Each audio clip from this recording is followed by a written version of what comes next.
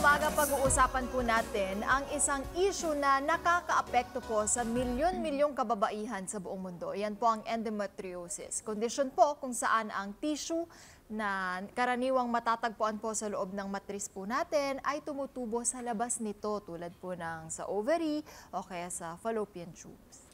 Ang kondisyon nito ay nagdudulot ng matinding sakit at maaring makakaapekto po sa fertility ng mga kababaihan. Ano kaya po yung mga sintomas ng endometriosis at paano po ito maiiwasan? Kaya ngayon, dito sa Kada Umaga, may kasama tayo OBGYN sonologist na si Dr. Maria Lalaine Miranda. Welcome back, Doc, dito sa ating show. Thank you for your time. Doc, bati ka muna sa ating Kada Squad. Hello po, good morning po sa lahat. Good morning, Kanina, Doc, nagbigay na kami ng konting details about endometriosis. Pero para mas maintindihan po ng mga kada natin, ano po ba ito? Ang endometriosis po, isang sakit ng kababaihan, no? Kung saan yung lining ng ating matres, yung tinatawag na endometrium, ay napupunta sa ibang parte ng reproductive organ. Tulad ng ovaries, tulad ng fallopian tube, pwede rin po sa may parte ng intestines, no? Kung saan malalapit po yung peritoneal cavity natin. Bakit po ito nangyari, Doc? So, unang-una, no, pwedeng genetics na mamana, pwedeng sa environment, no? Pwede rin naman na sa ating immune system, no, yung katawan natin. No? And ito po, kanina kasi tinatanong namin kay Doc off-cam, kung yung mga ibang details, nalaman ko na wala pala siyang cure. Opo, wala pong lunas. Sa ngayon, wala pong lunas or eksaktong dahilan din kung bakit nagkakaroon ng endometriosis ang mga babae. Pero may pag-asa po tayo, Doc, dahil may treatment. Yes. No, Okay. ang ginagawa natin ngayon, dati kasi classically, tinatanggal agad. Ano, kunwari, merong nakitang bukol, tatanggalan o operahin. Pero ngayon, we are leaning towards clinical diagnosis, no, ng pasyente, tapos treatment din based on the symptoms of the patient. Na less harmful, less Yes, invasive Yes. sa mga patients, no? Speaking of symptoms, Doc, paano po ba malalaman ng mga kada natin na meron na po silang ganito? Yes, no, simula nung ikaw ay nagkaroon ng pagre-regla, pwede ka nang makaranas ng mga sintomas tulad ng pananakit ng puson, yung tinatawag nating severe dysmenorrhea. No? Minsan masakit yung pag-ihi, pagdumi, pagkakaroon ng sexual contact. No? Tapos in the long run, infertility or hindi mabuntis yung babae. May delikado nga. Usually kapag nagkakaroon ng dysmenorrhea, kailangan magpa-check na po sila kasi baka ito na po, endometriosis na pala. Marami kasing studies na yung mga babae, late na sila nagpapa-check up. Kasi minsan nadidismiss natin as dysmenorrhea, no? Sumasakit, ay normal lang yan, ganyan talaga pagka nagre-regla. Yan ang kadalasan, Tapos, no? yes, tapos 8 years, 10 years, saka pa madadiagnose, they have endometriosis. Kaya pala, sobrang sakit bago magregla or during menses. So immediately, Doc, ang halimbawa, especially sa mga young women, no, na kaka-period lang nila. Hindi pa nila alam. They don't know. They're not aware na may ganitong bagay. Usually, yung mga nanay natin or yung mga kasama natin sa bahay, ito na lang, inumin mo na lang to kasi masakit yung tiyan. Pain reliever. Diba po, pain reliever. Pero takip ng symptoms lang yun. Kailangan kasi talaga yung root of the problem. Opo. Paano po natin siya maiiwasan talaga? At what can we do? Ang endometriosis kasi yun nga lifestyle, no? So unang-una, iiwasan natin yung pagkain ng mga nakaka-inflame sa ating nakakadagdag, no? Nakaka-aggravate dun sa symptoms natin. Like yung inflammatory foods, yung mga processed foods. Mga Yan. delata, ganyan? Yes, bawal yan. Iwasan natin. Mga bisyo. Tapos pag-expose sa mga pesticides, yung mga toxins sa environment so that we can parang prevent development or aggravate yung ating disease. Doc, meron naman sa TikTok yung tinatawag na endobelly. Ano naman po ba ito? Yes, yung endobelly, parang coined term lang siya, no? Since parang nakita ko parang 2013, no? Tinatawag ng mga kababaihan yung kanilang pagtaba ng tiyan, parang tumataba yung Bloat. puso, parang 3 months pregnant daw sila or parang gano'n, nagbo-bloat sila.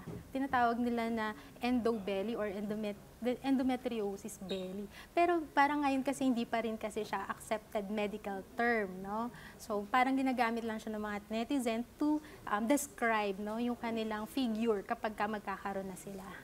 May mga pagkain ba, Doc, or activities na dapat nating hindi gawin, na iwasan talaga? Siguro yung mga more of very stressful kasi ang gusto natin maiwasan yung mental tsaka yung emotional Even na our stress. mental health could Oo, affect? parang ang nire-recommend natin is yung mga nakaka-distress tulad ng Pilates. Yung mga kalma lang tayo dyan, girls. Para hindi tayo makasakit. So nakakatulong po ito. Yes, nakakatulong. And then sasabayan mo rin siya ng healthy foods, no? Yung mga Diet. yung mga nakakapagtanggal ng mga inflammatory sa ating katawan, tulad ng mga berries, no? Yung mga Yung mga high in Perfect. antioxidants. Yes, mga antioxidants. Very good. Okay. Ito Kinakain naman. naman ni Emma yan. Oo. Blueberries, favorite. Yes, pero eto Doc, meron Ano kaming pa ba? mga items na babasahin na pinaniniwalaan po ng ilan sa ating mga kada. Sasabihin lang po ng kada squad natin kung fake or fact. Tapos kayo po Doc ang magpapatotoo. Kung tama ba yung kanilang sinabi na fake or fact. Okay, unahin natin dito. Makikita lamang ang endometriosis sa reproductive organs. Fake or fact, kada squad? Fact. Fake po. Oh, no? bakit po? Kasi Bakit pwede po? po itong kumalat, no? Yung kasing endometrial cells, pwedeng lumabas through the fallopian tubes, tapos mapupunta dun sa paligid. Oh. So ano yung mga nasa paligid? Minsan yung intestines natin, no? Minsan nakakaranas din ng parang bloatedness dahil doon. And then yung baga, pwede rin siya in rare cases. So, pwede na Even pong our mag-cause lungs. ng iba pang sakit. Wow. Oh, so, kailangan po talaga kapag may nararamdaman na, magpa-check up na po kasi baka mamaya sunod-sunod na po pala yun. Yes. Lalo if na sa pamilya na natin yan, diba? Katulad ng sabi ni Doc, genetic. So yung nanay natin, nararanasan po ng pain kapag may period sila. Nako, magpa-check na talaga. Kasi minsan pinabayaan lang na natin yan. Yes po. Second fake fact natin, ito naman, normal lang na makakaranas ng sakit kapag may buwanang dalaw. Ano ba? Dalaw. How do you say it? Menstruation, Buwanang buwanang dalaw. dalaw. Normal lang bang may nararamdaman na sakit kapag may buwanang dalaw? Is it Fact. normal, Doc? Yes, no? Tama. Pwede naman talaga na may pain tayo, no? Kapag ka nagkakaroon tayo. Pero in severe cases, kailangan talaga magpa-check up. So yung pagdi-distinguish natin, yung discernment natin pagdating sa pain when it comes to that time of the month, hindi lagi ibig sabihin complications na yan kaagad. Yes. Anong masasabi mo, Doc, from 1 to 10 yung pain na kailangan magpa-check? Siguro kapag nasa 7, 6, 7, pataas Yung, kasi po. may mga babae po talaga May na hindi mild pain talagang talaga. tatayo, diba? Hindi mag-work, ayaw Opo. talaga, Yan. hirap. Meron po kayong ganyan na, ako may times Ako, na ganyan. ganun. Ikaw. Nakahiga lang. Tapos minsan naiiyak ka na sa sobrang sakit. And yung Opo. hormones natin, no, Iba. Kaya boys. Ayun na, alam niyo na. Oo. Pinangaralan. Maging patient ang mga boys. Okay, ito naman. Next. Next, Ems. Ang pagbubuntis ay lunas sa endometriosis. Fake or fact po, kada squad? Fake. Tama po, Tama. no? Hindi naman siya nakakatanggal or nagiging lunas para mawala yung endometriosis pag nagbuntis ka lang. So you could have a baby and also have that kind of complication. Yes, While opo. pregnant. Ang problem lang natin pag may endometriosis, up to 50% hindi nabubuntis kapag may Yes, endometriosis. so yung fertility nila kasi affected. Pero is it problem po yan sa pregnancy? ng isang Hindi tao? naman, No. hindi naman masyado. At least, so, di ba? Tuluyan nawawala ang endometriosis kapag menopause na. Nako, yung mga babae na naka-menopause na, hindi na sila Fake or makaka-endometriosis. fact Is this po? fake or fact, mga Kada kada? squad. Fact. Tama po ba, Doc? Hindi tuluyan po, no? Fake po. Fake. So, Hindi pwede tuluyan pa mawawala. rin. Yes. Kasi wala Pwede siyang pa rin, cure oo. eh, no? Pwede pa rin makaranas, pero hindi na ganun ka-severe. Kasi ang estrogen, yun yung nagpapalago nung nagpapalala. So kung wala ka ng estrogen, pwede na mabawasan yung symptoms mo. Oh, I see. So symptoms lang mababa. Next naman. Wala, nabanggit na ni Doc yung ating last na yung sa lunas. Oo, yung ang endometriosis treatment. ay walang lunas. May treatment naman po may dyan. treatment. At mga may kailangan ding iwasan. Kaya maraming salamat kada squad. Nakailang puntos din kayo doon, ha? Sa pagsasagot niya ng fake or facts. Maganda yon kasi aware po kayo kada Yes. squad. Lalo na yung mga kababaihan kasi hindi to biro. Di ba, Doc? Kapag pinabayaan natin to, maaring lumala pa talaga. Yeah. Di ba? At magkaroon pa ng kaakibat na sakit. Kaya Opo. naman, Doc, ano yung mabibigay mong advice sa ating kada squad?